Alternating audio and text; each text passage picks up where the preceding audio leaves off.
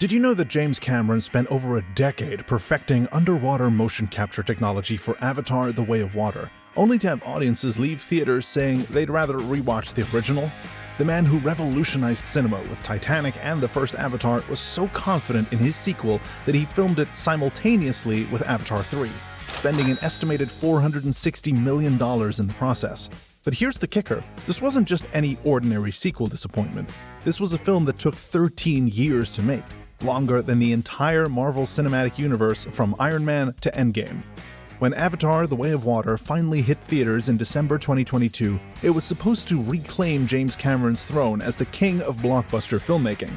The marketing campaign promised revolutionary underwater sequences, groundbreaking visual effects, and a return to the world that had captivated audiences over a decade earlier. Despite making over $2.3 billion worldwide, many fans and critics felt something was missing, that magical spark that made the original Avatar such a cultural phenomenon. So how did a movie with cutting-edge technology, a massive budget, and 13 years of development fail to capture the lightning-in-a-bottle magic of its predecessor? Today, we're diving deep into the creative missteps, structural problems, and impossible expectations that turned Avatar: The Way of Water from a guaranteed masterpiece into a beautiful but hollow spectacle. Reason number 1. The spectacle without substance problem. The fundamental issue with Avatar 2 starts with a simple question: what made the first one special? Back in 2009, Avatar wasn't just a movie.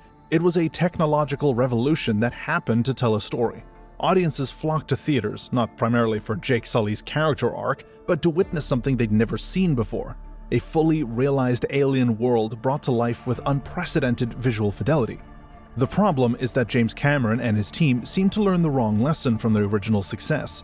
Instead of recognizing that the spectacle was the delivery mechanism for a story that, while derivative, still had emotional weight and clear stakes, they doubled down on pure visual splendor while letting everything else atrophy.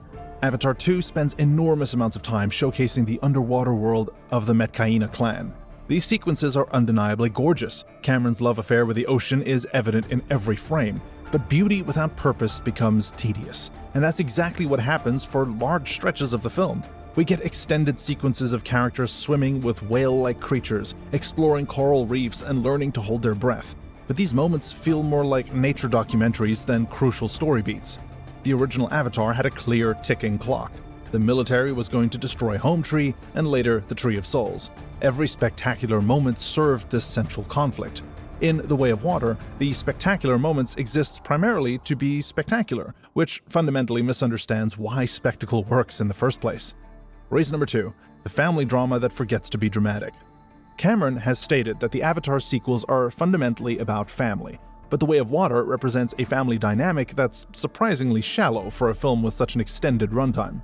Jake and Neytiri have 4 children, plus Spider, the human boy they've essentially adopted, but we learn surprisingly little about their individual personalities, dreams, or internal conflicts.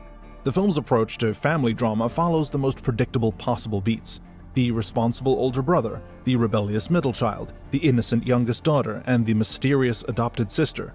These aren't characters so much as they are archetypes, and the film never bothers to dig deeper than the surface-level family dynamics we've seen in countless other movies. Loak's rebellion against his father's military strictness is never given proper weight or context. Why is he so desperate to prove himself? What does he actually want from life beyond his father's approval? The film never explores these questions, instead content to have him make the same mistakes repeatedly without growth or consequence. Even worse, the family's decision to leave their clan and seek refuge with the Metcaina feels emotionally hollow. Neytiri's reluctance to abandon her ancestral home is mentioned but never deeply explored.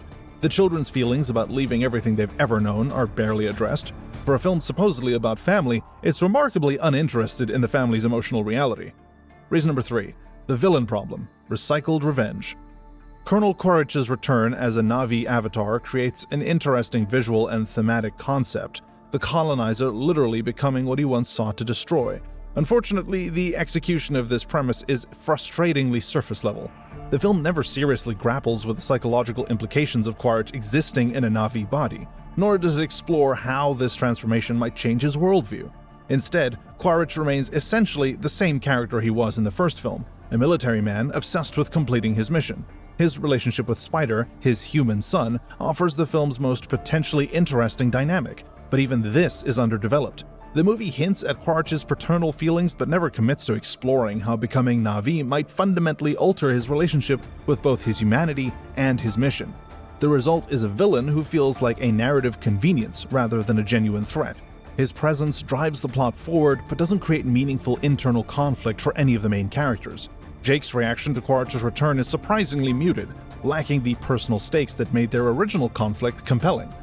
Reason number 4. The pacing problem. 3 hours in search of a story.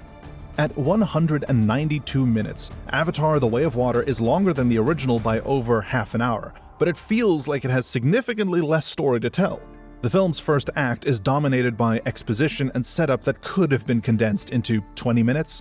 We learn about Jake's family, the return of the humans, and the decision to flee to the Water Clans through a series of rushed scenes that feel more like plot point checkboxes than organic story development. The middle section of the film, where the family integrates with the Metcaina, is beautiful but dramatically inert. Cameron seems convinced that watching characters learn to swim and bond with sea creatures is inherently interesting, but without personal stakes or character development, these sequences become glorified screensavers. The pacing issues become most apparent when compared to other long epics. Films like Lawrence of Arabia or the Lord of the Rings trilogy justify their extended runtimes through complex character development, multiple interconnected storylines, and genuine dramatic progression. Avatar 2 has the runtime of an epic, but the narrative complexity of a much simpler story, creating a fundamental mismatch between ambition and execution. Reason number 5. The technical marvels can hide story problems. Nobody can question the technical achievement of Avatar: The Way of Water. The underwater sequences represent genuine breakthroughs in filmmaking technology, and the visual effects are consistently stunning. Cameron and his team have created a world that feels lived in and authentic in a way that few fantasy films could ever achieve. However, technical achievement alone cannot sustain a 3-hour narrative, and the film's visual accomplishments actually highlight its storytelling weaknesses.